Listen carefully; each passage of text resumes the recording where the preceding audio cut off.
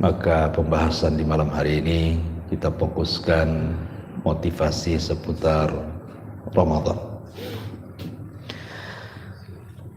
Sebelum kita bicara tentang poin-poin beberapa nikmat yang Allah anugerahkan kepada kita di bulan Ramadan, kemudian juga keutamaan-keutamaannya, sedikit kita bicara tentang peristiwa-peristiwa besar, sejarah-sejarah besar yang terjadi di bulan Ramadan.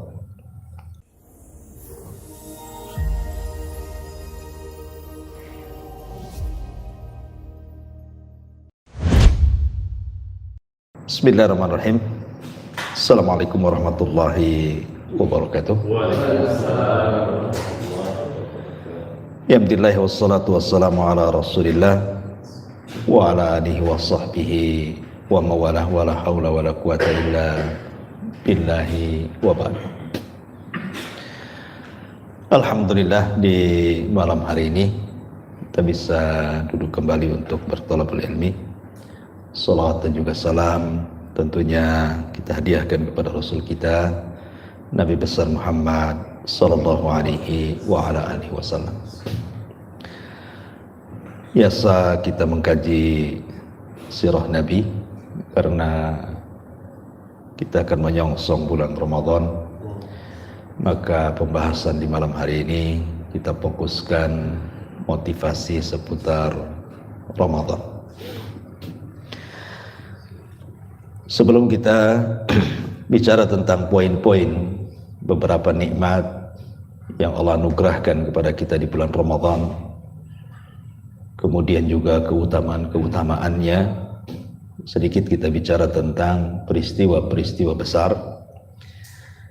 sejarah-sejarah besar yang terjadi di bulan Ramadan.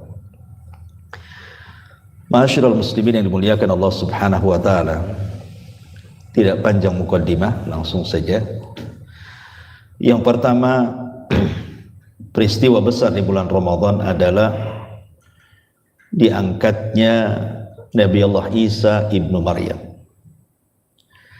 Dan itu berdasarkan riwayat Al-Imam Hakim dalam Mustadrak dari Hasan ibnu Ali radhiyallahu anhu.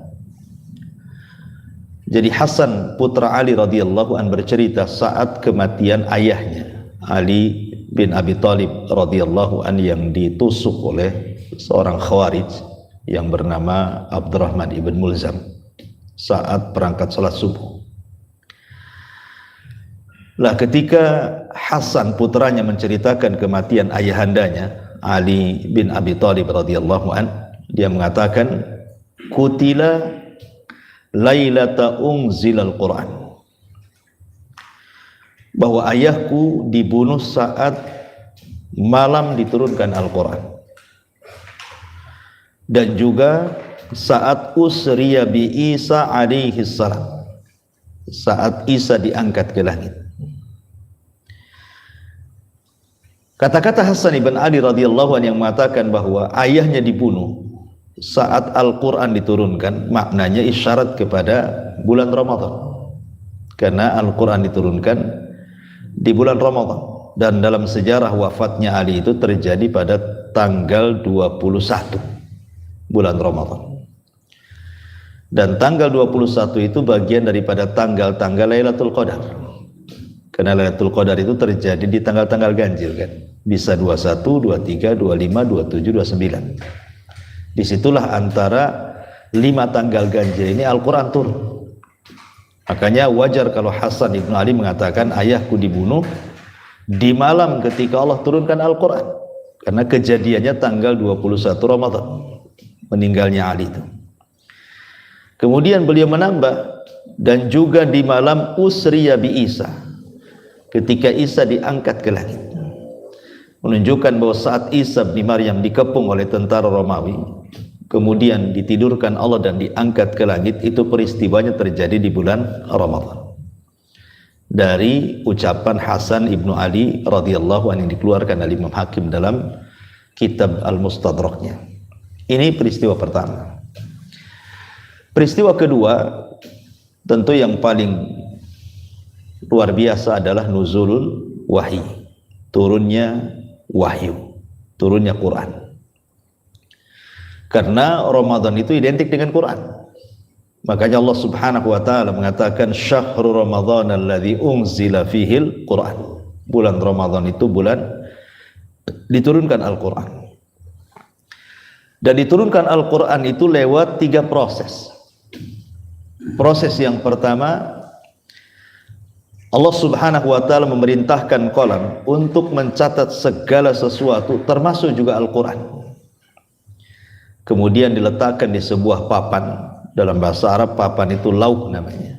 Kemudian Allah memerintahkan malaikat untuk menjaganya, maka disebut Lauhil Mahfud. Di situ Al-Quran pertama diletakkan. Kemudian marhala yang kedua, proses yang kedua adalah penurunan Al-Quran dari Lauhil Mahfud ke Baitul Uzzah. Baitul Uzzah itu di langit pertama. Lah turunnya Al-Quran dari Lauhil Mahfud ke Baitul Uzzah itu langsung 30 juz. Itulah isyarat daripada firman Allah Azza wa Jal, syahru Ramadhan alladzi unzila fihil Quran. Bulan Ramadan itu bulan diturunkan Al-Quran. Dari mana? Dari Lauhil Mahfud ke Baitul Uzzah. Dan ini diperkuat dengan ayat inna anzalnahu fi lailatul qadar. Sesungguhnya kami turunkan Al-Quran di malam Lailatul Qadar dari Lauhil Mahfud ke Baitul Uzzah, langsung 30 juz. Kemudian proses yang ketiga, itulah turunnya Al-Quran ke bumi, ke dada Nabi SAW untuk disampaikan kepada umatnya. Ini tidak 30 juz, tetapi diangsur. Satu ayat selama 13 tahun di kota Mekah, ditambah 10 tahun di kota Madinah, menjadi 23 tahun baru rampung 30 juz itu. Tetapi surat yang pertama turun saat Nabi SAW berada di Gua Hira. Ketika itu usia Nabi SAW mendekati 40 tahun. Dan 6 bulan sebelumnya Rasul selalu bermimpi. 6 bulan sebelum diangkat jadi Nabi itu selalu bermimpi. Aisyah radhiyallahu anha yang disebutkan dalam Sahih Bukhari itu mimpinya kafalaki subhi, seperti falak subuh. Maknanya malamnya mimpi, besoknya selalu menjadi kenyataan mimpinya itu. Selalu begitu selama 6 bulan. Mimpi apa saja Rasul menjadi kenyataan. Lah termasuk juga dalam mimpinya Rasul akan ditemui seseorang dalam gua tuh. Maksudnya Jibril. Itu dimimpikan juga. Makanya ketika Nabi SAW betul-betul kemudian tafakur selama 1 bulan Ramadan di Gua Hira itu, kemudian datang orang yang berbaju putih, ganteng gitu ya, jelmaan daripada Jibril, Rasul tidak kaget karena sudah dimimpikan tuh. Ya. Ketika kemudian Nabi SAW kemudian bersalaman dengan Jibril, tiba-tiba kemudian Jibril memeluk Nabi SAW, kemudian menyuruh untuk membaca sesuatu. Iqra ya Muhammad, baca wahai Muhammad. Yang dipahami Rasul ketika itu, kalimat baca itu maksudnya membaca tulisan, sementara Rasul tidak bisa baca dan tidak bisa menulis. Makanya jawaban Nabi SAW, ma ana biqari, aku tidak bisa baca. Ya. Kata Jibril dipeluk lagi lebih erat, Iqra ya Muhammad, baca wahai Muhammad. Sekali lagi yang dipahami Rasul, membaca sesuatu. Kata Rasul, aku tidak bisa baca. Sampai 3 kali baru kemudian Jibril mengatakan, Iqra bismi rabbikal ladzi khalaq, khalaqal insana min 'alaq, Iqra wa rabbukal akram alladzi 'allama bil qalam, 'allamal insana ma lam ya'lam. 5 ayat pertama surah Al-Alaq inilah turun di bulan Ramadan. Ya, turun di bulan Ramadan karena Rasul ketika di Gua Hira itu 1 bulan di bulan Ramadan. Maka surah Al-Alaq itu turun di bulan Ramadan. Inilah kenapa kemudian Al-Quran itu disebutkan oleh Allah Subhanahu wa ta'ala di ayat tadi, syahru Ramadhan alladzi unzila fihil Quran. Bulan Ramadan itu bulan diturunkan Al-Quran, karena 2 kali turun di bulan Ramadan. Dari Lauhil Mahfud ke Baitul Uzzah bulan Ramadan. Kemudian Jibril menurunkan surat pertama Al-Alaq 5 ayat saja pertama, itu juga terjadi di bulan Ramadan. Jadi setatnya di bulan Ramadan semuanya.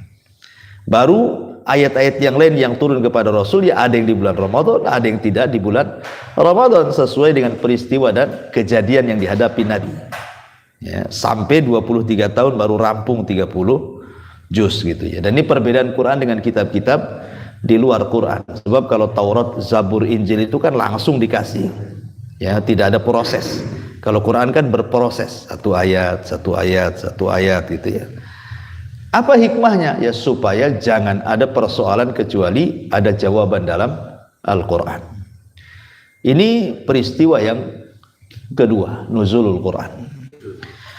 Kemudian peristiwa yang ketiga, yang besar-besar aja saya sebutkan, adalah terjadinya Perang Badar. Ini terjadi pada tanggal 17 Ramadan. Ya. Lah, Perang Badar ini adalah perang penentu. Makanya bahasa Quran itu disebut Yaumul Furqan, perang pembeda antara mukmin dan kafir, antara muwahhid dan orang-orang musyrik. Sampai dahsyatnya peperangan ini, Nabi SAW sampai di malam hari keesokan dia mau berperang Badar itu berdoa kepada Allah, Allahumma intahlik hadhil isabah falan tu'bada bada. Ya Rabb, kalau kau hancurkan kelompok yang sedikit ini, kau gak akan ada yang nyembah lagi. Kenapa Rasul sampai berdoa seperti itu? Karena ketika itu Rasul menghadapi musuh dengan jumlah yang banyak, sementara Rasul tidak punya pengalaman perang dan juga para sahabatnya, dan itu bukan perang direncanakan. Perang Badar Kubra itu bukan perang yang direncanakan, karena rencana awal itu kan menyergap kafilahnya Abi Sufyan dari Syam, ingin mengambil dagangannya sebagai balasan mengambil hak, karena ketika sahabat hijrah dari Mekah ke Madinah, rumah mereka, tanah mereka, bisnis mereka diambil. Ya, makanya ingin menyergap Abu Sufyan saja untuk mengambil kafilah dagangnya saja.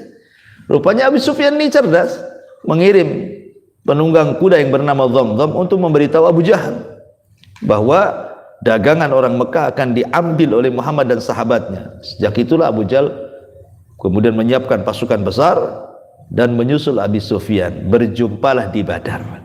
Jadi ini bukan perang terencana gitu ya. Makanya kekhawatiran Rasul manusiawi, sampai mengatakan, ya Rabb, kalau kau hancurkan kelompok yang sedikit ini, nggak akan ada yang nyembah kamu lagi. Sebab doa itu Allah Subhanahu wa ta'ala kabar gembirakan, di malam itu turun 1000 malaikat langsung dipimpin Jibril. Makanya Rasul mengatakan kepada Abu Bakar, berbahagialah wahai Abu Bakar, Allah sudah menurunkan pertolongannya. Malam itu sudah ditampakkan 1000, dan dalam peperangan Allah tambah lagi menjadi 3000.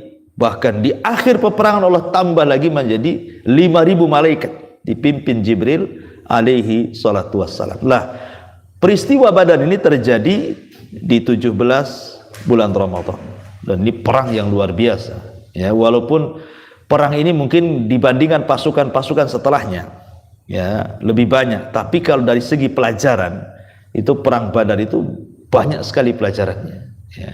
Padahal perang-perang selain Badar yang lebih besar dari Badar kan banyak gitu ya, dan dengan pasukan yang banyak juga, seperti perang Tabuk kan banyak tentara kaum muslimin. Tetapi kalau cerita perang Badar mesti banyak sekali pelajaran di dalamnya. Ini juga terjadi pada tanggal 17 bulan Ramadan. Kemudian perang yang luar biasa lagi adalah Fathu Mekah. Nah, ini juga terjadi di bulan Ramadan, Fathu Mekah itu. Lah, Fathu Mekah inilah yang kemudian membuka hati-hati orang-orang Arab. Karena setelah peristiwa Fathu Mekah ini apa yang terjadi? Berbondong-bondong manusia dari semua kabilah datang masuk Islam. Sampai-sampai momen Fathu Mekah ini diabadikan dalam Quran kan? Idza jaa nasrullahi wal fath. Ya, apabila datang pertolongan Allah dan Fathu Mekah.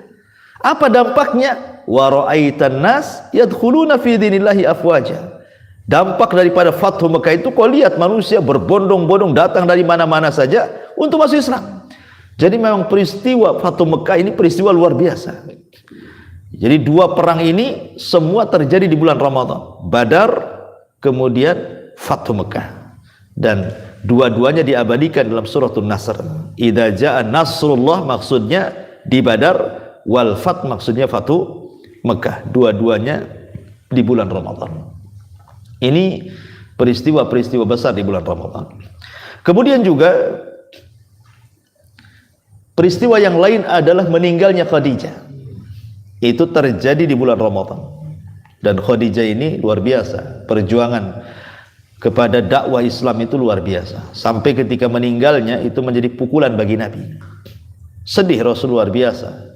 Wajar, dia orang yang pertama beriman saat manusia kufur.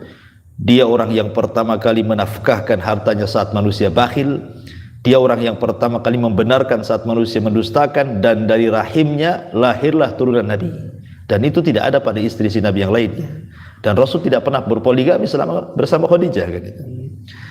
Lah wafatnya Khadijah itu adalah bertepatan bulan Ramadan. Dan tahunnya disebut Amul Hazni, tahun kesedihan. Karena peristiwanya kan setelah pengepungan 3 tahun Bani Hashim, kemudian Khadijah sakit, pun sudah tua juga kan begitu ya. Sudah saatnya, sudah dipanggil oleh Allah Azza wa Jalla, akhirnya Khadijah pun meninggal tepat di bulan Ramadan. Ini juga peristiwa yang terjadi di bulan Ramadan. Ma'asyiral muslimin yang dimuliakan Allah Subhanahu wa taala. Kemudian juga di antara peristiwa-peristiwa besar juga mungkin setelah Nabi pembebasan Baitul Maqdis ya di tangan Salahuddin Al-Ayyubi, itu pun terjadi di bulan Ramadan. Kemudian pembebasan kota Antokia, yang kala itu Antokia dikuasai orang-orang Nasrani. Kemudian akhirnya dibebaskan oleh kaum muslim. Itu juga di bulan Ramadan. Dan banyak peristiwa-peristiwa yang lainnya. Itu sekilas pandang tentang peristiwa-peristiwa besar di bulan Ramadan. Taib, kita masuk pada Atayar Rahman fi Ramadan. Apa saja pemberian atau hadiah Allah yang Allah anugerahkan kepada kita di bulan Ramadan. Kita awali dengan ayat yang masyhur yang suka dibaca para khatib kalau datang bulan Ramadan. Kalau antum tidak hafal berarti tidak pernah berjumpa dengan Ramadan. Ya, ayat ini udah seliwar-seliwar ya. A'udzubillahi minasyaitonir rajim. Bismillahirrahmanirrahim. Ya ayyuhalladzina amanu kutiba 'alaikumusiyam kama kutiba 'alal ladzina min qablikum la'allakum tattaqun. Ya kan, hafal ya. Lebih hafal daripada kulhu. Karena selalu berseliwar-seliwar. Perhatikan ayat ini. Allah mengatakan diawali dengan ya ayyuhalladzina amanu. Wahai orang-orang yang beriman. Ini panggilan lembut. Ya, panggilan yang sangat lembut sekali dari Allah kepada kita. Wahai orang-orang yang beriman. Tapi walaupun panggilan lembut ini, kata Abdullah bin Mas'ud radhiyallahu anhu, kalau Allah Subhanahu wa taala memanggil kita dengan kalimat amanu, wahai orang-orang yang beriman, berarti kita harus intibah dalam bahasa Arabnya. Dalam bahasa kitanya harus betul-betul fokus. Ya, kenapa? Karena biasanya setelah panggilan ini ada perintah atau ada larangan. Kalau ada panggilan ya ayyuhalladzina amanu, pasti setelahnya di situ ada perintah atau ada larangan. Makanya harus intibah, ya, perhatian dengan panggilan itu. Kemudian Allah mengatakan ya ayyuhalladzina amanu kutiba 'alaikumusiyam, diwajibkan kepada kalian. Di sini Allah membahasakan dengan kalimat kutiba. Padahal bisa saja Allah membahasakan dengan kalimat wujiba, wajib. Ya, tapi tidak membahasakan dengan wujiba, tetapi kutiba. Padahal artinya sama. Ya. Al-Quran itu kalau membahasakan kalimat kutiba yang artinya wajib, diwajibkan begitu. Biasanya dipakai dalam Al-Quran itu dalam perintah-perintah yang sifatnya berat. Kalau menggunakan kalimat kutiba itu mesti itu perintahnya berat tuh. Ya. Contoh, kutiba alaikum al-qisas, diwajibkan kepada kalian kisos. Kisos kan berat. Ya, ketika membunuh ringan, ketika dia mau dibunuh berat juga tuh kan gitu ya. Ya, kadang-kadang ketakutan kalau bunuh orang semangat ya, ketika kemudian mau dikisos dia pula ketakutan. Atau Allah mengatakan kutiba alaikumul qital, diwajibkan kepada kalian perang. Tidak semua orang bisa perang. Kalau tidak punya keberanian, nggak mungkin orang bisa perang. Kita tidak pernah dengar suara ledakan-ledakan, hanya mercon saja di negeri kita kan. Sekira kita kemudian kita dibawa tah ke Yaman, tah ke Suria, terkencing-kencing mungkin kita kan itu. Karena tidak pernah mendengar suara-suara seperti itu. Harus ada latihan mental. Ya. Makanya kenapa kalimat kutiba itu untuk hal yang berat, termasuk juga puasa disebut Allah membahasakan dengan kalimat kutiba karena puasa ini berat, beda dengan ibadah yang lain. Kalau sholat memang berat, tetapi tidak seberat puasa karena sholat itu tidak lama waktunya. Ya kan, paling lama 10 menit. Kalau antum baca 2 kul ya nggak sampai, ya mungkin 5 menit saja kan. Tergantung lah, bisa dipercepat, bisa diperlambat, tergantung tartil dan tidaknya. Ya, yang lebih hebat lagi, yang 7 menit 23 rakaat, itu hebat lagi. 7 menit 23 rakaat, bayangkan bisa lewat tuh kan. Itu dari zaman Nabi sampai sekarang baru dapat penghargaan muri itu. Belum pernah terjadi, baru sekarang kan itu terjadi. Artinya bahwa di sini Allah Subhanahu wa taala hendak mengatakan bahwa puasa itu berat. Berat karena dia mulai dari terbit fajar. Terbit fajar shadiq saja tidak boleh makan, tidak boleh minum, menahan syahwat, menahan pandangan, menahan telinga, menahan otak, menahan lisan, macam-macam. Berat sekali puasa itu. Ya. Dan itu sampai terbenam matahari. Ya. Tetapi Allah Subhanahu wa taala ingin menghibur kita. Memang puasa itu berat. Tetapi puasa ini bukan kalian saja yang berpuasa. Umat dulu sudah diwajibkan puasa. Jadi Allah Subhanahu wa taala ingin menghibur. Iya memang berat. Tetapi bukan kalian saja disuruh puasa itu. Umat-umat dulu sudah disuruh puasa. Nuh memerintahkan umatnya berpuasa. Kemudian Nabi Ibrahim memerintahkan umatnya berpuasa. Nabi Saleh, Nabi Syuaib, dan para nabi yang lainnya juga memerintahkan umatnya berpuasa. Nabi Musa, Nabi Isa, termasuk juga Nabi Muhammad. Ya, jadi jangan kecil hati kalian berpuasa, walaupun puasa berat, bukan kalian aja yang berpuasa, gitu maksudnya. Umat dulu loh sudah berpuasa. Jangankan lagi umat-umat yang diturunkan kitab, bahkan umat-umat yang tidak punya kitab sekalipun saja ada puasanya. Hindu, Buddha ada puasanya tuh. Ya, agama-agama yang nggak jelas saja kan ada puasanya tuh. Apalagi agama-agama samawat, agama-agama yang turun dari langit yang ada kitabnya, pasti mereka diperintahkan puasa. Dari mana kita tahu bahwa mereka diperintahkan puasa? Karena Rasul yang mengatakan salah satu hikmah puasa menyelisihi ahli kitab. Faslu ma baina siyamina wa siyami ahlil kitab akalata sahur, kata Rasul. Perbedaan puasa kita dengan mereka ahli kitab itu dimakan sahur, menunjukkan bahwa ahli kitab puasa. Cuman bedanya mereka tidak sahur, kita sahur, gitu saja. Ya. Jadi lihat bagaimana Allah Subhanahu wa taala ingin menghibur kita. Bukan kalian saja disuruh puasa, umat sebelum kalian sudah disuruh puasa. Hikmahnya apa? La'allakum tattaqun, agar kalian bertakwa. Kenapa puasa itu kok ditekankan hikmahnya dengan takwa? Bukankah sholat juga sama? Ya, sholat kan juga wasilah takwa. Orang sholat kan bisa takwa juga. Inna sholata tanha 'anil fahsya'i wal munkar. Sholat itu bisa mencegah perbuatan keji dan kemungkaran. Artinya sholat itu wasilah takwa juga. Zakat juga wasilah takwa. Haji juga wasilah takwa, kan gitu ya. Ibadah-ibadah yang lain juga wasilah takwa. Kenapa kemudian difokuskan di sini kepada puasa? La'allakum tattaqun, supaya kalian bertakwa, gitu ya. Ulama menjawab bahwa memang sholat itu wasilah takwa, zakat itu wasilah takwa, tetapi porsi puasa itu lebih banyak, menjadikan orang itu bisa bertakwa dibandingkan ibadah yang lain. Ya, jadi ibadah puasa itu memungkinkan orang itu bisa lebih takwa dibandingkan ibadah yang lain. Kenapa demikian?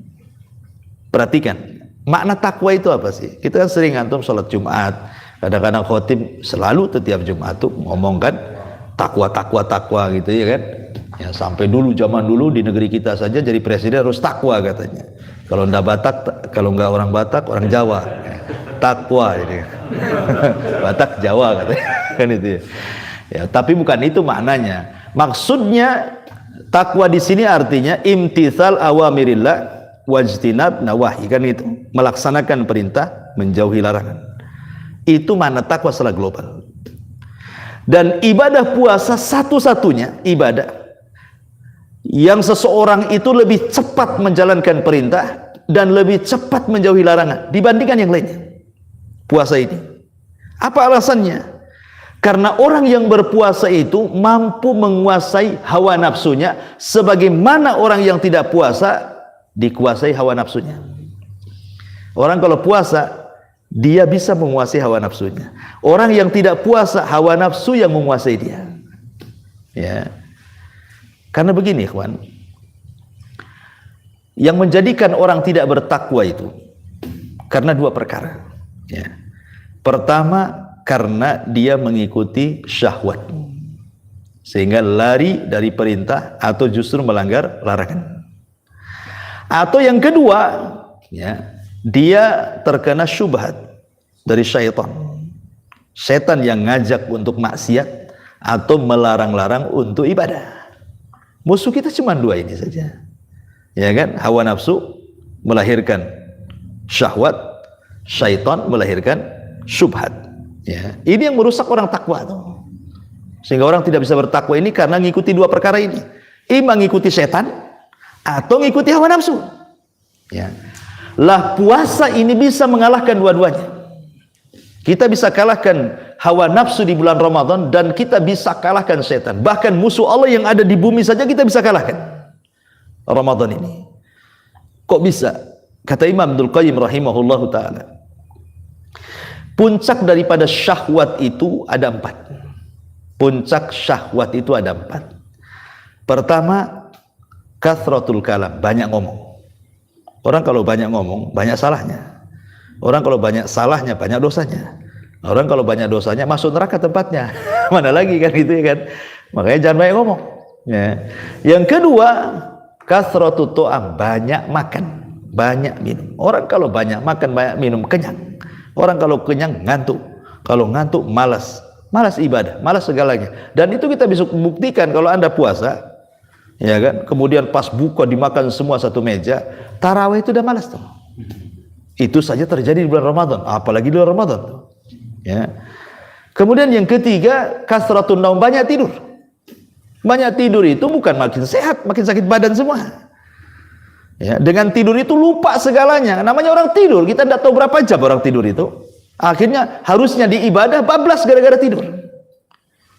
Kemudian yang ketiga, kasratul mukhalatah, banyaknya bergaul dengan orang, jalan sana, jalan sini, akhirnya lupa ibadah. Ya, ngobrol sana, ngobrol sini, lupa ibadah.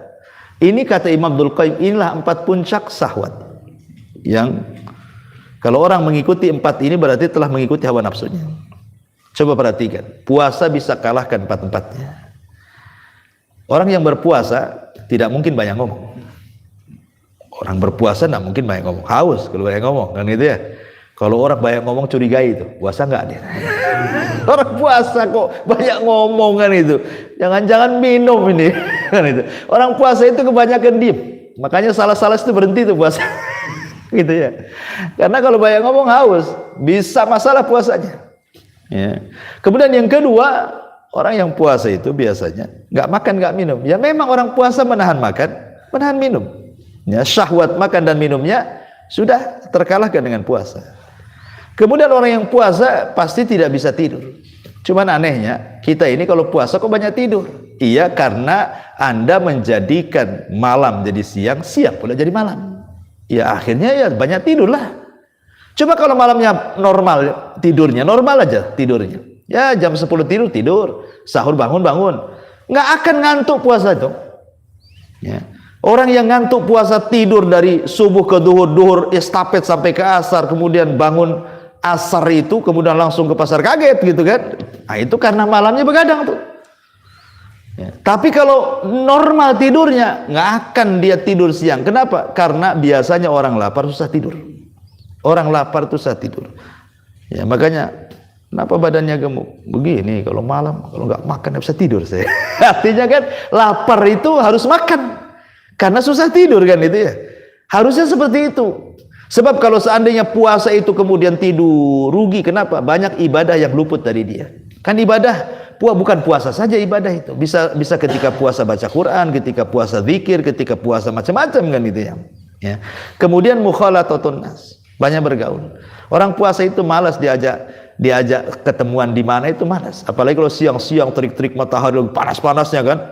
Kalau nggak puasa antum jumpa di mana saja, jalan kemana saja tidak masalah. Ada aqua di samping, ya.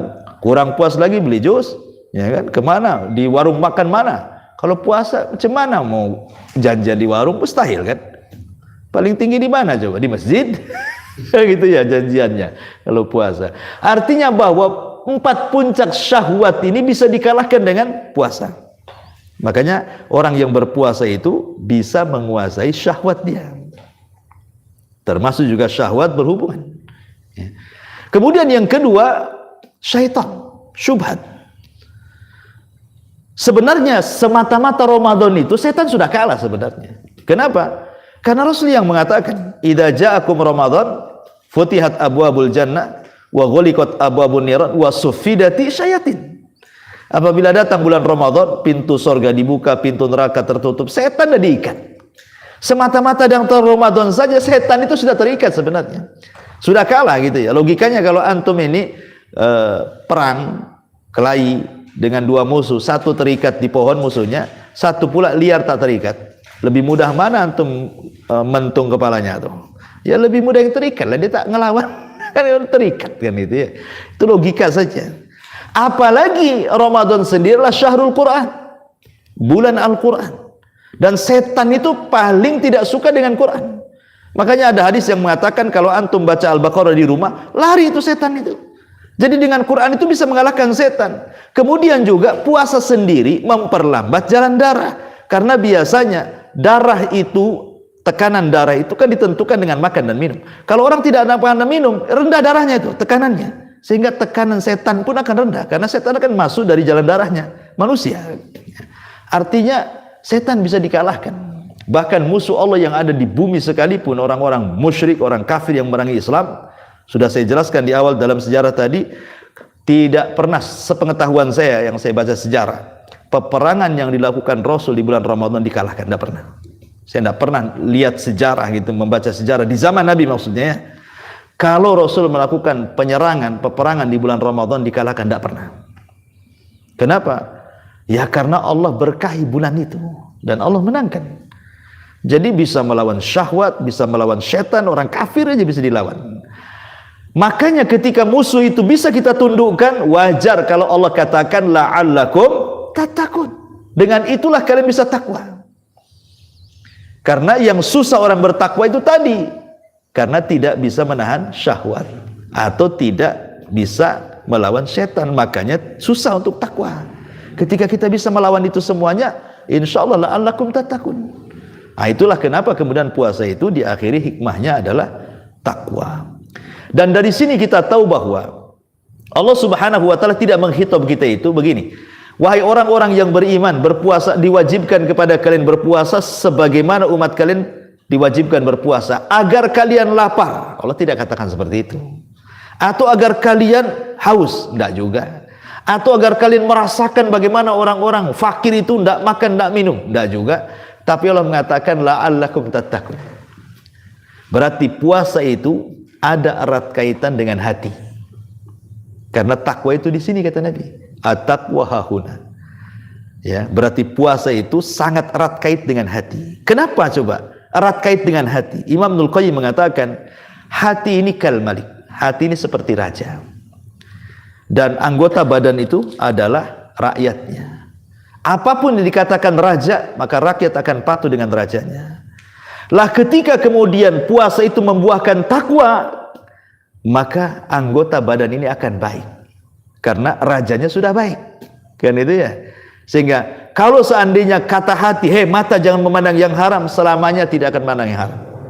Kata hati, telinga jangan kau dengar yang haram, selamanya nggak akan dengar yang haram.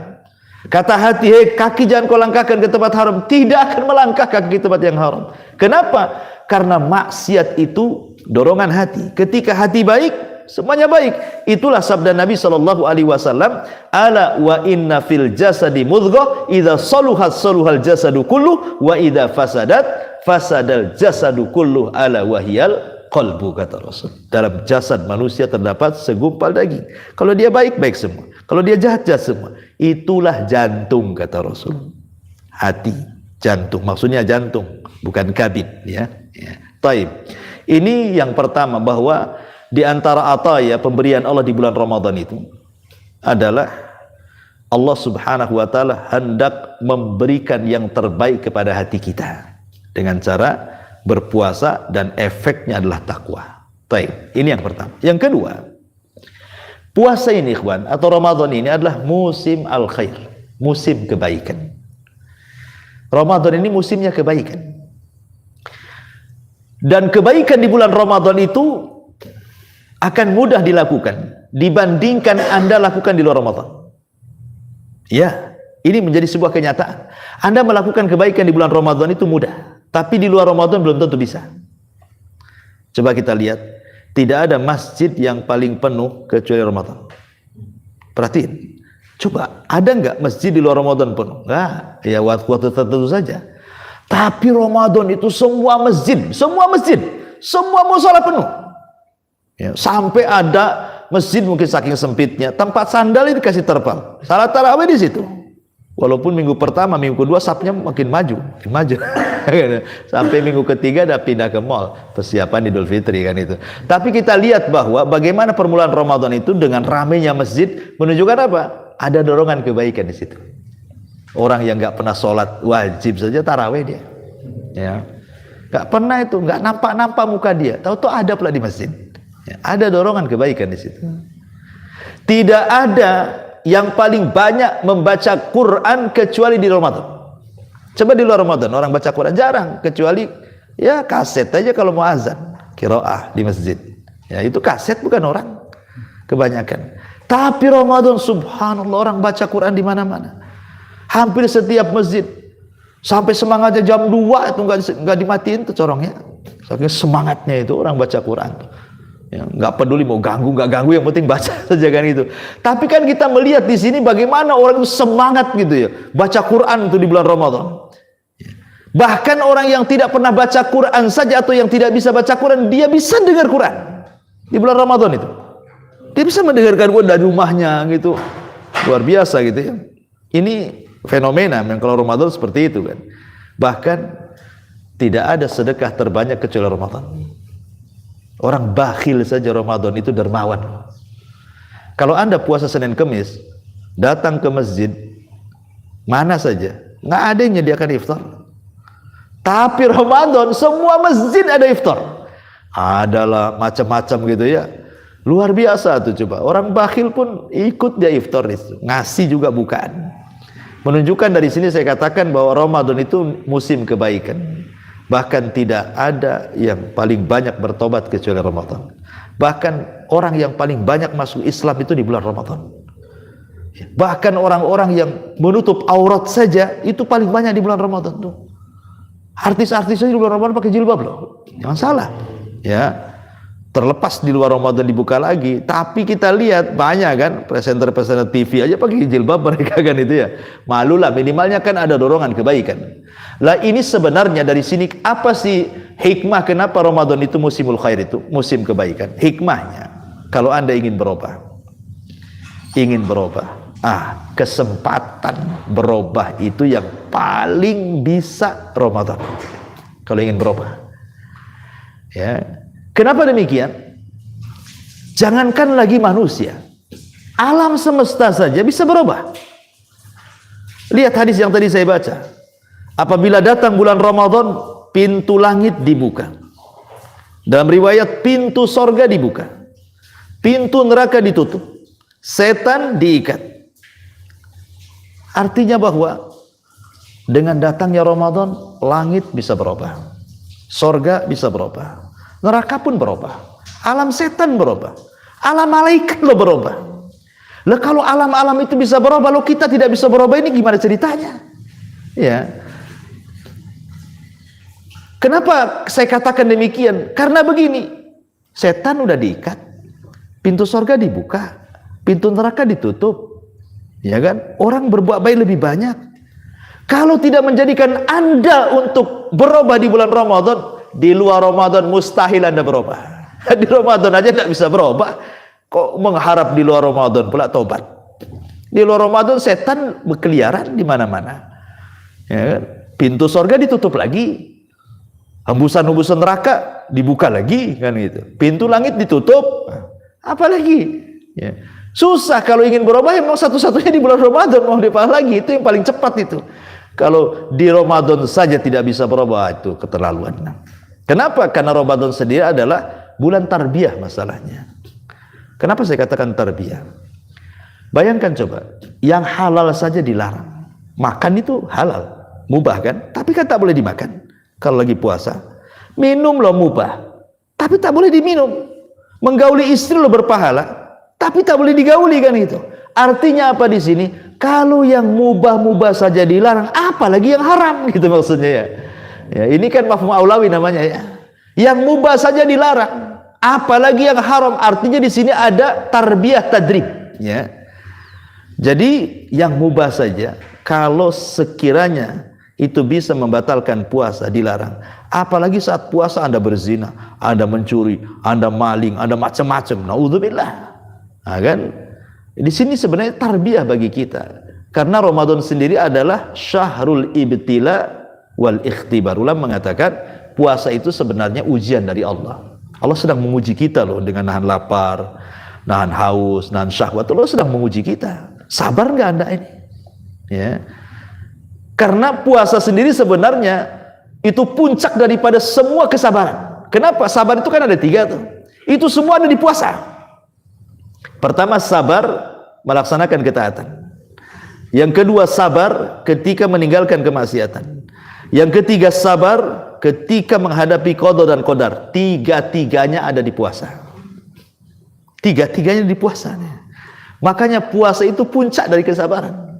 Wajar kalau Allah Subhanahu wa taala mengatakan apa? Puasa itu milikku, aku yang akan mengganjarnya. Kan itu ya. Kenapa? Karena Allah yang mengatakan innama yuwaffas sabiruna ajrahum bighairi hisab. Allah akan membalas pahala orang-orang yang sabar itu tanpa hisab.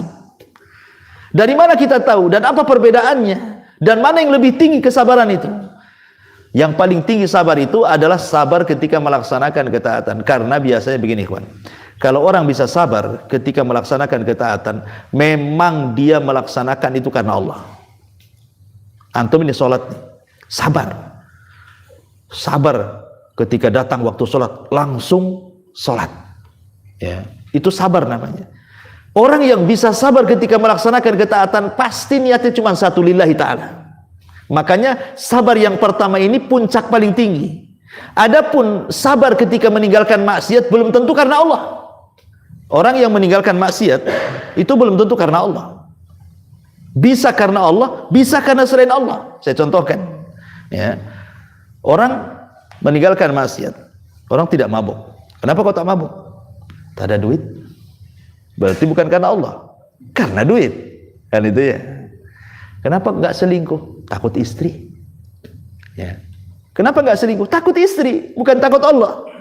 Jadi orang yang meninggalkan maksiat belum tentu karena Allah kan, bisa saja karena yang lainnya. Makanya dia di urutan kedua. Ya. Baru urutan yang ketiga, sabar dalam menghadapi qada dan qadar. Perhatikan puasa. Orang ketika dia tidak makan, tidak minum, menahan syahwat dari terbit fajar shadiq sampai terbenam matahari, dan dia sabar, itu artinya sabar ketika antum melaksanakan puasa. Berarti sabar dalam melaksanakan ketaatan. Satu. Ya. Kemudian yang kedua, puasa kan bukan hanya sekedar menahan lapar, dahaga, ataupun syahwat. Lebih daripada itu, jangan sampai memandang yang haram. Nanti hilang pahalanya. Jangan sampai mendengar yang haram. Nanti hilang pahalanya. Jangan sampai melangkahkan ke tempat yang haram. Nanti hilang pahalanya. Sehingga kita harus sabar. Jangan ngomong dusta, jangan namimah, jangan ngadu domba, jangan mencaci, jangan memaki, jangan memandang ini, jangan memandang itu. Itu artinya kita disuruh meninggalkan maksiat. Dan harus sabar. Saat puasa, janganlah itu semua dilakukan. Kemudian yang ketiga, sabar dalam qada dan qadar. Yang namanya kalau orang tidak makan lapar itu sudah takdir. Kalau antum tidak minum pasti haus, itu takdir namanya. Berarti ketika kita nahan lapar, nahan haus, itu sebenarnya kita sedang sabar ketika menghadapi takdir Allah. Makanya 3 kesabaran ada di puasa tuh, bayangkan ya. Jadi inti daripada puasa itu sebenarnya sabar. Makanya sebagian para ulama ketika mentafsirkan ayat surah Al-Baqarah itu, wasta'inu bis-sabri was-shalah. Mintalah pertolongan Allah dengan sabar dan dengan salat. Sebagian ahli tafsir mengatakan yang dimaksud sabar di sini adalah wasta'inu bis-saumi was-salati, itu maksudnya. Mintalah pertolongan dengan puasa dan juga dengan salat. Karena makna sabar itu artinya puasa. Nah, ini hikmah yang kedua ya, bahwa Ramadan itu musim kebaikan, gitu ya. Kemudian yang ketiga, Ramadan ini adalah musim ampunan. Kenapa kita harus paham kalimat bahwa Ramadan itu syahrul maghfirah? Ini pentingnya. Karena begini ya, kalau kita lihat ibadah fitar Ramadan itu satu puasa, kalau kita terbayang Ramadan pasti yang terbayang 3. Puasa, taraweh, Lailatul Qadar. Kan itu ya? Itu saja yang terbayang. Kalau sudah Ramadan ini pasti yang 3 ini yang diingat antum. Puasa, taraweh, Lailatul Qadar. Perhatikan 3 riwayat yang bicara tentang 3 ibadah fitrah di bulan Ramadan ini. Hampir mirip riwayatnya. Riwayat yang pertama Nabi mengatakan, man shoma Ramadanan imanan wa ihtisaban ghufira lahu ma taqaddama min dhanbi. Riwayat yang kedua, man qama Ramadanan imanan wa ihtisaban ghufira lahu ma taqaddama min dhanbi. Riwayat yang ketiga, man qama lailatul qadrin imanan wa ihtisaban ghufira lahu ma taqaddama min dhanbi. Hampir mirip hadis-hadisnya nih. Ujung-ujungnya itu mirip.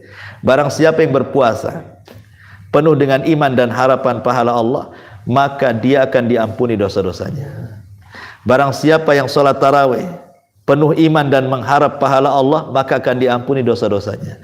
Barang siapa yang menghidupkan malam Lailatul Qadar penuh iman dan mengharap pahala Allah, maka Allah akan ampuni dosa-dosanya. Lihat, semua redaksinya hampir mirip. Puasa bisa menghapuskan dosa, tarawih bisa menghapuskan dosa, Lailatul Qadar bisa menghapuskan dosa. Maknanya apa? Ramadan ini siang malam menghapuskan dosa. Siang malam, siangnya menjadi siang ampunan dengan cara puasa, malamnya menjadi malam ampunan dengan cara tarawih dan Lailatul Qadar. Seolah-olah 24 jam Ramadan itu adalah bulan ampunan, gitu maksudnya. Dan kenapa kita harus penting memahami kalimat bahwa Ramadan syahrul maghfirah? Karena begini kawan, orang kalau sudah diampuni oleh Allah subhanahu wa ta'ala dosa-dosanya, maka antum tidak akan dihancurkan oleh Allah. Tidak akan dihancurkan, tidak akan dibinasakan fid dunya wal akhirah.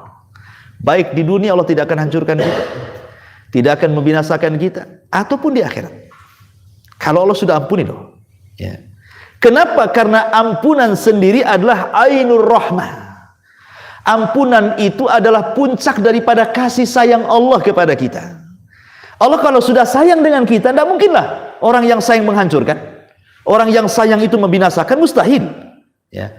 Artinya kalau orang sudah mendapatkan ampunan Allah, maknanya orang itu sudah mendapatkan kasih sayang Allah. Ketika Allah sayang dengan hambanya, tidak mungkin dihancurkan, tidak mungkin dibinasakan, pasti akan disayangi di dunia dan di akhirat. Itu pentingnya mana ampunan di sini.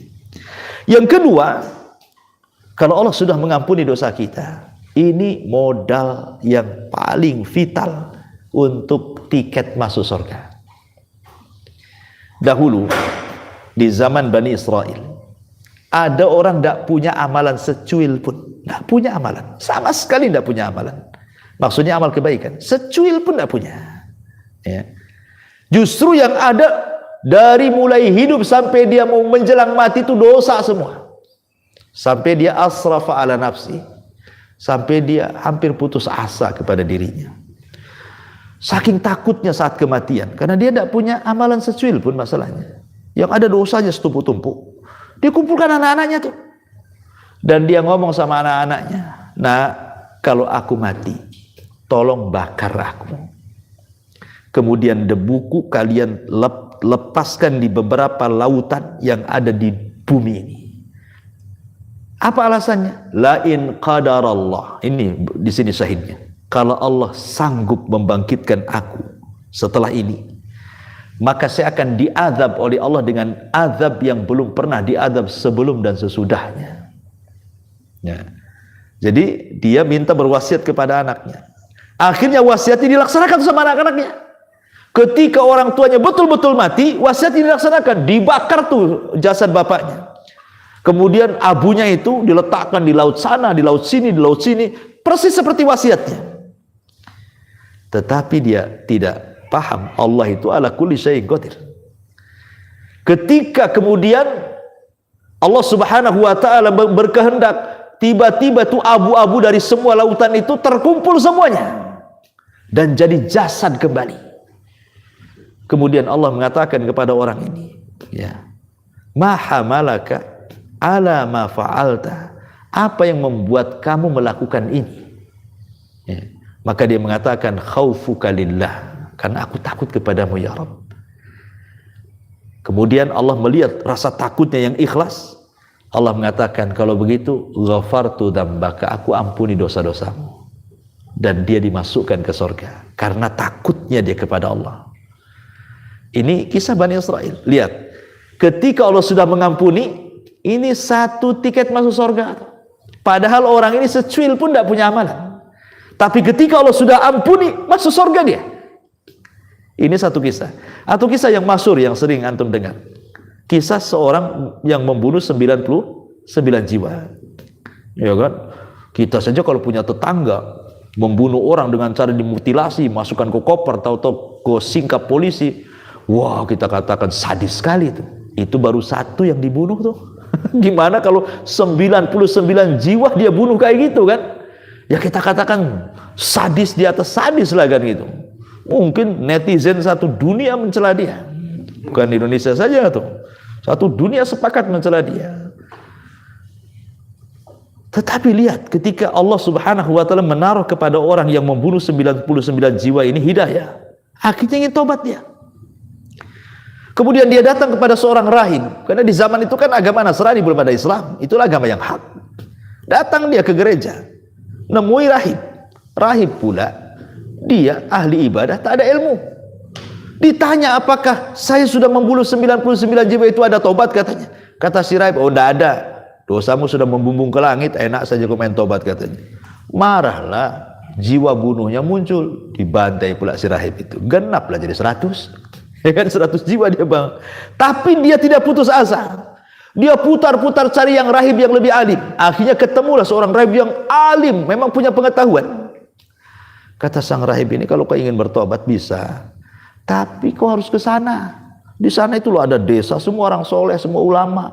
Aku belajar di sana, aku ibadah di sana. Mudah-mudahan kau diterima tobatnya sana. Senang dia. Ya, karena perjalanan kan jauh ini dari tempat dia bertanya kepada sang alim ini ke tempat yang dituju itu jauh sekali gitu kan. Bisa memakan waktu berhari-hari. Akhirnya kehabisan bekal, kelaparan, kehausan di jalan, mati dia. Ketika dia mati itulah malaikat azab dan rahmat datang. Kata malaikat azab, ini ruh milik saya, pantas dia masuk neraka. Kenapa? Sudah 100 jiwa dia bunuh, masa masuk surga? Masuk neraka lah. Kan itu. Kata malaikat rahmat, tunggu dulu. Dia harus dimasukkan ke surga. Ada niat tobat. Ya. Akhirnya tarik-tarikan turuhnya tuh. Allah kirim malaikat yang ketiga disebut malaikat hakim. Kemudian Allah Subhanahu wa taala merintahkan malaikat hakim untuk mengukur jarak kematian dia dengan desa yang dituju, dengan jarak kematiannya kepada orang alim bertanya. Kalau masih dekat ke orang alim yang bertanya, masukkan ke neraka. Kalau lebih dekat ke desa yang dituju, masukkan dia ke surga. Akhirnya diukur, bukan kayak ukuran tukang, ini ukuran malaikat. Ya. Kata rawi hadis, sebenarnya nih jarak kematian dia dengan orang yang bertanya itu lebih dekat dibandingkan ke tempat tujuan. Sebenarnya, tetapi karena Allah itu Rahim, Maha Pengampun, Maha Penyayang, Allah lipat bumi sehingga didekatkan ke desa yang dituju. Sebenarnya lebih jauh tuh, masih jauh, tapi karena Allah Rahim, Allah Ghafur, dilipat pula bumi sama Allah. Pas diukur oleh malaikat, rupanya lebih dekat ke desa yang dituju. Allah ampuni dia, Allah masukkan dia ke surga. Lihat, terkadang kemurkaan Allah itu tidak sebagaimana rahmatnya. Makanya di istilah inna rahmati wasi'at ghadabi. Ya, rahmatku itu lebih luas dibandingkan kemurkaanku gitu ya. Sampai Allah lipatkan bumi itu supaya didekatkan gitu ya. Karena ada niat baik di situ. Lihat, apabila Allah sudah mengampuni, Allah masukkan ke surga. Atau wanita pelacur yang ngasih minum anjing di zaman Bani Israel kan, Allah masukkan juga ke surga. Intinya bahwa kalau sudah dapat ampunan dari Allah, itu satu-satunya tiket Anda masuk ke surga. Makanya jangan sia-siakan Ramadan itu adalah syahru maghfirah gitu maksudnya. Ini bulan ampunan, kesempatan mana lagi? Ya, bulan ampunan itu kecuali Ramadan. Makanya Rasul itu pernah naik ke atas mimbar. Mimbarnya Rasul kan tiga tingkat tuh. Dia naik ke tingkat pertama, amin katanya. Naik lagi ke tingkat kedua, amin. Naik lagi ke tingkat ketiga, amin. Habis itu Rasul ceramah, khutbah. Habis khutbah dia turun. Sahabat ini heran karena ketika dia naik mimbar mengucapkan amin tapi tidak terdengar doa. Makanya sahabat mengatakan, "Alama amanta ya Rasulullah." Rasul, tadi waktu kau naik ke atas mimbar, kami dengar kau mengucapkan amin 3 kali. Tapi kami tidak mendengar doa Anda. Kira-kira doa apa itu katanya? Kata Nabi SAW begini, tadi waktu saya naik ke atas mimbar itu di awal-awal tadi, Jibril datang kepadaku, meminta didoakan, diaminkan doanya. Ku aminkanlah doanya. Pengen tahu doanya Jibril. Kemudian Rasul mengatakan salah satunya ragima anfu rajulin, thumma ragima anfu rajulin adraka Ramadan, thumma kharaja falam yughfar min dunubi. Celaka dan binasa orang yang masuk Ramadan, keluar satu dosa pun tidak diampuni. Binasa orang ini. Kata Rasul, amin. Gitu. Jadi ada orang-orang, ikhwan, bagi dia Ramadan itu sama dengan bulan yang lain. Nggak ada istimewanya. Makanya saya heran kadang-kadang ya, kalau saya perhatikan di masyarakat itu, orang yang menghadapi Ramadan itu ada 3 kelompok nih. Ya. Kelompok yang pertama sudah membayangkan pahalanya. Wah, mana saya bisa tarawih lagi, bisa sholat malam lagi, bisa puasa lagi, sedekah lagi, bahkan kalau bisa beli tiket umroh, iktikaf di Mekah. Itu mantap tuh. Ya. Ini yang bagus. Ada kelompok yang kedua, enggak. Otaknya itu stan pasar saja. Cari stan. Ada enggak stan? Cari stan. Nanti di sini tak dapat, sana. Gitu ya. Cari sana. Jadi otak itu kebayang untung dunia saja itu. Dua duit aja tuh. Ini mumpung Ramadan nih. Orang ngabuburit banyak nih. Harus punya saya stand di pasar kaget nih. Kalau bisa semua terkaget-kaget nih kan itu. Gitu ya. Ada orang itu kalau masuk Ramadan, Masya Allah, dunia saja. Oke lah, orang yang kedua ini masih ada untung. Masihlah dapat dari dunia. Tapi ada orang yang ketiga ini sudah nggak dapat agama, nggak dapat dunia, rungsep ngadapi Ramadan. Aduh, lapar lagi saya Ramadan ini. Cemana saya Ramadan ini? Ada orang stres itu. Dia nggak kepikir cari untung dunia, apalagi cari untung akhirat, yang ada rungsep kepalanya. Ramadan lagi mau maksiat tutup semua katanya. Pikirnya itu aneh gitu ya. Lah ini orang celaka nih yang ketiga nih. Sudah nggak ada untung akhirat, nggak untung dunia. Yang kedua saja sudah celaka. Ini yang ketiga nih celaka lagi tuh. Makanya kata Rasul, kata Jibril, ragima anfurojin, celakalah orang itu. Masuk Ramadan, keluar kok satu dosa gak diampuni dia. Ini maksudnya apa? Apa lewat saja di Ramadan itu? Nah ini makanya harus memahami bahwa Ramadan syahrul maghfirah. Jangan sampai satu dosa lu gak diampuni. Padahal 1 bulan kita lewat itu. Nah ini juga termasuk ataya rahman. Sebenarnya ini pemberian Allah di bulan Ramadan. Coba kalau kita ini berbuat dosa, kemudian menyengajalah baca istighfar, kayaknya malas kita ini. Tapi cukup Ramadan puasa saja, dosa kita sudah diampuni kan itu ya. Walaupun tidak baca istighfar. Nah itu kan enak tuh. Siangnya siang ampunan, malamnya juga malam ampunan. Nah ini yang ketiga. Yang keempat, bukan hanya itu saja. Salah satu keistimewaan bulan Ramadan yang luar biasa adalah dilipat gandakannya pahala. Ini dilipat gandakannya pahala, dan ini hanya ada di bulan Ramadan. Semua ibadah yang antum lakukan dengan berbagai macam jenisnya, entah zikirnya, baca Qur'annya, sholatnya, silaturahimnya, sedekahnya, sebutkanlah ibadah apalah, baik ibadah hati, ibadah lisan, ibadah perbuatan, kalau dilakukan di bulan suci, kaedahnya, maka pahalanya akan dilipat gandakan. Apa saja. Apa saja. Apalagi orang baca Quran. Ya, 1 huruf saja 10 pahala kan itu. Coba bayangkan Fatihah saja itu berapa huruf tuh? Kalikan 10. Bisa ribuan pahala antum dapat. Apalagi kalau seandainya ini Allah takdirkan berkenaan dengan Lailatul Qadar, 10 malam terakhir, lebih mantap lagi. Begini ikhwan, Lailatul Qadar itu kan ada 2 kata ya, Lailah, Qadar. Lailah itu malam, Qadar itu ya ada yang mengartikan takdir, ada yang mengatakan sempit ya, karena banyaknya malaikat jadi sempit gitu ya. Ada yang mengatakan qadar itu mulia dan macam-macam ulama tapi yang saya bahas bukan qadarnya, malamnya. Malam itu ada dua macam. Ada malam indallah, ada malam indannas. Ada malam menurut ketentuan Allah, ada malam menurut ketentuan manusia. Kalau malam menurut ketentuan manusia adalah ketika terbenam matahari, kita katakan malam. Kalau sudah matahari terbenam saja, kita katakan datang malam. Kalau belum terbenam, belum, masih sore, belum malam kan itu ya. Itu menurut kita manusia. Tapi menurut Allah bukan. Malam itu bukan ketika terbenam. Tetapi malam menurut ketentuan Allah itu dimulai di waktu asar. Sebagaimana hadis Nabi SAW, yata'aqabuna fikumul malaikah, malaikatul laili wa malaikatul nahar. Allah akan membagi tugas para malaikat yang mencatat kebaikan hamba. Ada malaikat yang bertugas di malam hari, ada malaikat yang bertugas di siang hari. Kapan mereka berjumpa? Wa yajtami'una fi salatil asri wa salatil fajri. Mereka berjumpa di salat asar dan di salat fajar. Berarti malaikat malam mulai bertugas di waktu asar sampai fajar, malaikat siang bertugas di waktu fajar sampai asar. Dari sini kita tahu malam menurut ketentuan Allah itu waktu asar. Masuk waktu asar menurut Allah malam. Masuk maghrib menurut manusia malam. Pertanyaannya, Lailatul Qadar itu milik siapa? Ya kan? Milik kita kah milik Allah? Kalau milik kita berarti malamnya menurut kita. Lailatul Qadar diawali dengan terbenam matahari, diakhiri dengan terbit fajar. Hiya hatta matla'il fajr. Tapi kalau Lailatul Qadar itu maksudnya adalah milik Allah, berarti Lailatul Qadar itu sudah dimulai dari asar. Dan sebagian para ulama yang merojehkan bahwa Lailatul Qadar itu dimulai di waktu asar sampai fajar. Ya. Yang ingin saya katakan begini, kawan.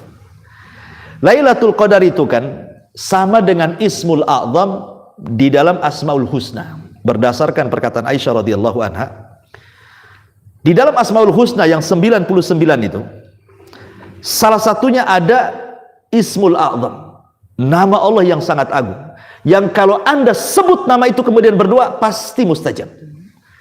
Tetapi Allah sembunyikan, tidak tahu yang mana satu Asmaul Husna dari 99 itu. Allah sembunyikan. Ya. Sebagaimana Lailatul Qadar juga Allah sembunyikan di 10 malam akhir Ramadan. Tidak tahu malam keberapa. Karena kalau seandainya kita tarik tanggal ganjil itu mulai tanggal 20. Kita tarik tanggal ganjil 20. Berarti malam ganjilnya bisa 21, 23, 25, 27, 29. Ini kalau penanggalannya stop di 29. Tapi kalau kita tarik dari atas, dari tanggal 30 ke bawah, berarti jatuhnya 28, 26, 24, 22. Malam ganjilnya kan gitu, kalau dari atas ya. Kalau kita tarik dari atas 30 ke bawah, itu akan berbeda dengan dari 20 ke atas. Ya. Seolah-olah ulama ingin mengatakan, anggap saja tanggal 20 sampai tanggal 30 itu semua malam ganjil. Gitu maksudnya. Apalagi negeri kita ini kadang-kadang ada yang puasa duluan, ada yang puasa belakangan. Sehingga menurut kita ganjil, menurut dia kepala genap. Kan itu kan. Kan repot tuh. Lah karena ada polemik seperti itu, makanya kata para ulama, jangan pernah mencari-cari tanggal ganjil. Hidupkan saja 10 malam akhir itu, pasti Anda akan mendapatkan Lailatul Qadar. Apalagi bukan hanya mencari-cari tanggal ganjil, yang lebih parah lagi mencari-cari tanda-tanda Lailatul Qadarnya. Itu yang lebih parah itu. Siapapun yang memperhatikan dan mencari tanda Lailatul Qadar nggak akan dapat Lailatul Qadar, kata ulama. Oh, kata Ustaz, Lailatul Qadar itu kayaknya tak dingin, tak panas. Tapi kok kayaknya dingin? Iya, lagi meriang Anda. Cemana bisa membedakan ini apa nggak dingin nggak panas? Orang demam nggak bisa lah merasakan. Karena katanya ada tambahan cahaya, nggak bisa listrik nyala semua. Kecuali Anda hidup di hutan, nampaklah tambahan cahaya. Ya, jadi intinya bahwa kata para ulama, jangan sibuk cari tanggal ganjil, jangan sibuk cari tanda-tanda, hidupkan saja dari tanggal 20 sampai 29 atau 30 kalau memang itu digenapkan. Insya Allah. Dan saya yakin pasti dari 20 hari itu pasti antum dapat Lailatul Qadar. Saya sederhana saja saya contohkan begini. Umpamanya antum punya uang 100.000. Punya uang 100.000. Antum tukar pecah menjadi 10.000. Kan jadi ada 10 lembar kan. 100 kita pecah jadi 10 lembar. Kemudian antum setiap malam kasihlah kotak infak itu 10.000. Besoknya lagi 10.000. Besoknya lagi 10.000. Sampai 10 hari habis uang antum. Saya yakin dari 10.000 itu pasti ada yang bertepatan dengan Lailatul Qadar. Tidak mungkin tidak. Ya kan? Pastilah, tidak mungkin lah. Antum 10 hari infak 10.000, 10.000, 10.000. Pasti yang 10.000 itu pasti bertepatan dengan Lailatul Qadar. Nggak mungkin dah. Seandainya yang 10.000 itu bertepatan dengan Lailatul Qadar, logikanya loh. Lailatul Qadar itu kan khairu min alfi syahrin. Lebih baik daripada 1.000 bulan. 1.000 bulan itu sama dengan 84 tahun. Berarti seolah-olah antum setiap hari nyumbang 10.000 sampai 84 tahun. Berapa miliar antum nyumbang malam itu? Itu maksudnya. Artinya cobalah kita cerdas-cerdas gitu. Setiap hari itu apalah yang diamalkan yang sifatnya rutinitas. Tidak harus besar, tetapi rutin 10 hari. Contoh sederhana. Antum setiap malam baca Quran. Anggaplah surat yang antum hafal lah, karena mungkin kadang ke masjid, kadang tidak, kadang bawa handphone, kadang lolbet gitu dan begitu seterusnya kan. Anggaplah habis maghrib disempatkanlah baca kulhu sajalah, yang mudah kan. Qul huwallahu ahad, Allahus samad, lam yalid walam yulad walam yakul lahu kufuwan ahad. Besoknya baca kulhu lagi. Besoknya baca kulhu lagi. Sampai akhir. Saya yakin yang antum baca qul huwallahu itu pasti ada yang bertepatan dengan Lailatul Qadar. Iya kan? Enggak mungkin tidak. Sempet kulhu yang antum baca itu bertepatan dengan Lailatul Qadar. Qul huwallahu itu berapa huruf tuh di situ? Berapa huruf? Kalikan 10. Kalikan 84 tahun. Seolah-olah antum menghatamkan Quran berkali-kali itu. Itu kan? Itu maksudnya, buatlah satu ibadah yang sifatnya rutin setiap hari gitu. Entah sedekah, entah baca Quran, entah berzikir. Yang penting rutin setiap hari. 10 hari itu, insya Allah akan ada yang bertepatan dengan Lailatul Qadar itu. Nggak mungkin tidak. Ya karena Lailatul Qadar kan ada yang memang Allah berikan karunia, dia bisa menghidupkan satu malam. Tapi kan ada orang-orang yang mungkin sibuk kerja, ya kan? Mungkin dia tidak bisa itikaf. Ya, mungkin dia orangnya juga tidak bisa, harus jaga malam karena besok harus kerja, macam-macam kan orang itu kan. Ya, oke lah. Walaupun kita ini jangan sampai tidak mendapatkan seluruh malam, jangan pula separuh malam atau sepertiga malam atau seperempat malam, tak dapat pula kita di situ setiap malamnya gitu ya. Jadi ya walaupun 1 jam jadilah kan itu. Setiap habis isya 1 jam entah baca Quran, entah sedekah, entah apa, pokoknya tiap hari. Pasti itu akan bertepatan dengan Lailatul Qadar tuh. Nggak mungkin tidak ya. Wallahu a'lam. Sebenarnya banyak sih juga, mulainya dari jam 10 juga. Kalau ini saya nulis ada 52 poin ini udah saya tulis, tapi kan baru 5 poin ya. Ini 52 poin saya tulis. Berarti durasi Lailatul Qadar itu memang dari asar sampai fajar, bukan cuma 1 jam 2 jam di antara malam itu gitu. Enggak. Ya pokoknya dari asar sampai fajar ya itulah Lailatul Qadar. Seperti waktu duha. Waktu duha kan dari terbit matahari meninggi setombak sampai waktu zuhur. Di setelah itu salat duha. Ya kan bisa di jam berapanya terserah. Ya.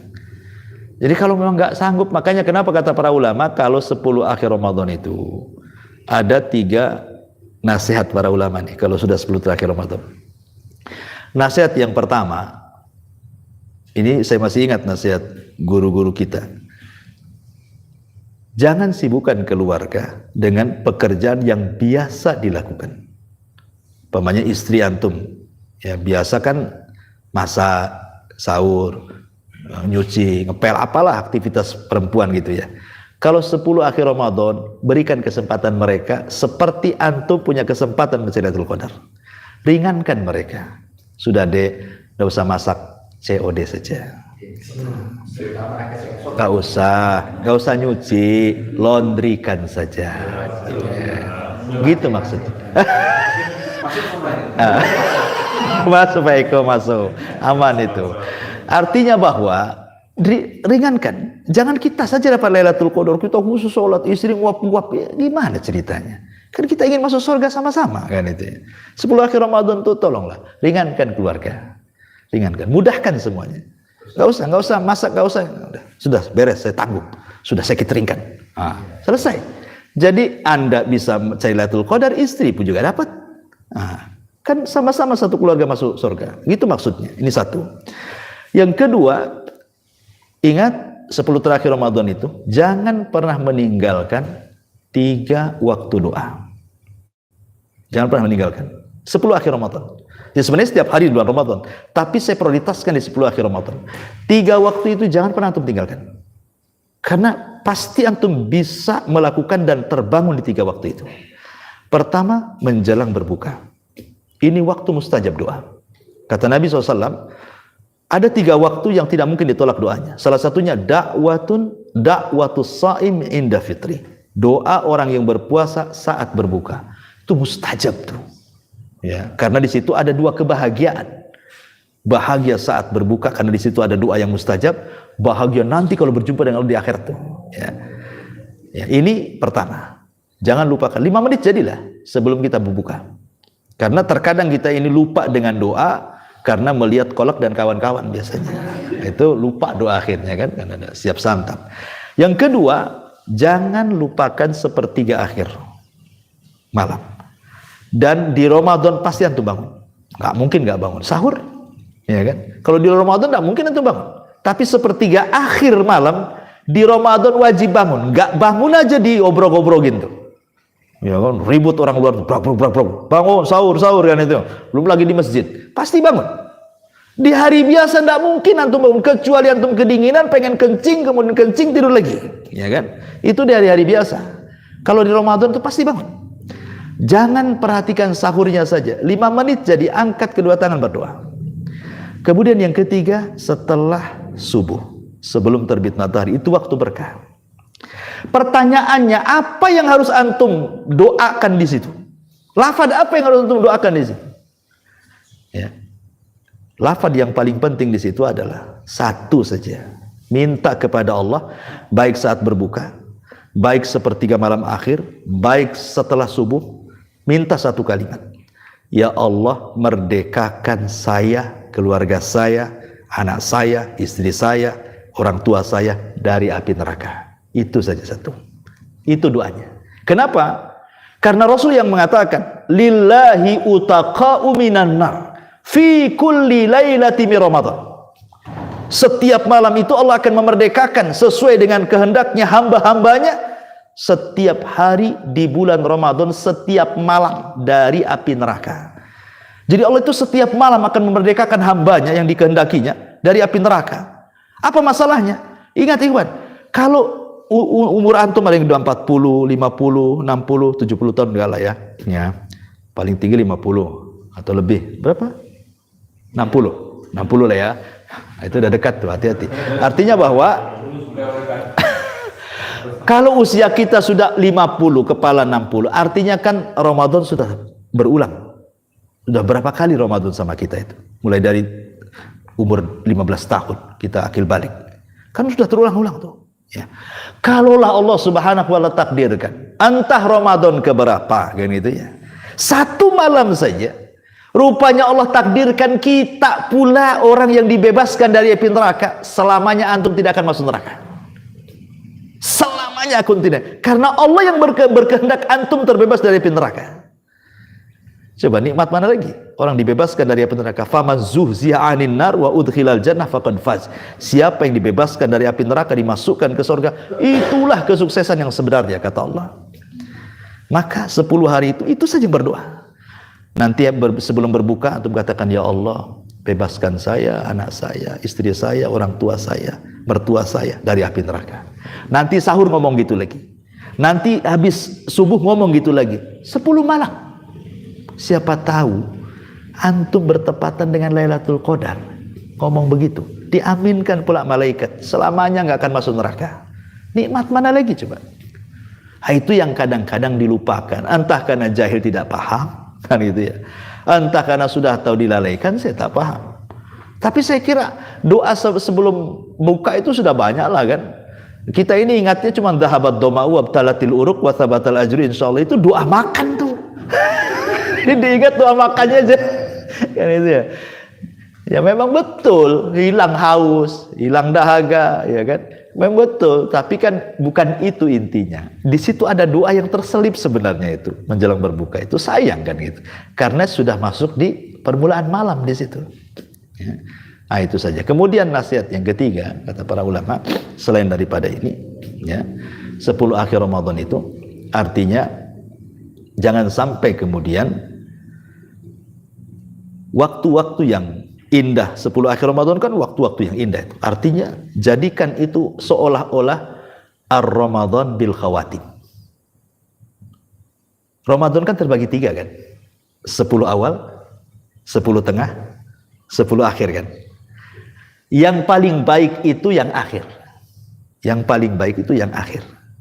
Sama dengan umur manusia, ditentukan akhirnya. Barang siapa yang akhir ucapannya la ilaha illallah masuk surga kan gitu ya. Jadi orang itu kata Nabi al-a'mal bi khawatimiha. Amal itu tentukan akhirnya. Jangan semangat di awal, mulai kendor di tengah, putur pula di akhir. Jangan. Karena umumnya begitu saya lihat di masyarakat tuh. Semangat di 10 awal, kendor di 10 tengah, futur pula di 10 akhir. Jangan. Justru di 10 akhir jadikan di awal Ramadan, gitu maksudnya. Jadikan ini amal terakhir bagi kita. Karena bagaimanapun amal itu ditentukan akhirnya. Harusnya makin semangat lagi. Semangat ibadahnya, semangat infaknya, semangat segalanya. Itulah nasihat guru-guru saya dulu. Kalau sudah 10 akhir Ramadan, 3 wasiat ini yang saya masih ingat ya, nasihat mereka saya sampaikan kepada antum. Wallahu a'lam. Ya, saya kira bisa dipahami ya. Baik. Kalau tidak ada yang bertanya, kita tutup saja. Subhanaka bihamdika asyhadu an la ilaha illa anta astaghfiruka wa atubu ilaik. Allahu ta'ala. Assalamualaikum warahmatullahi wabarakatuh. Waalaikumsalam warahmatullahi wabarakatuh.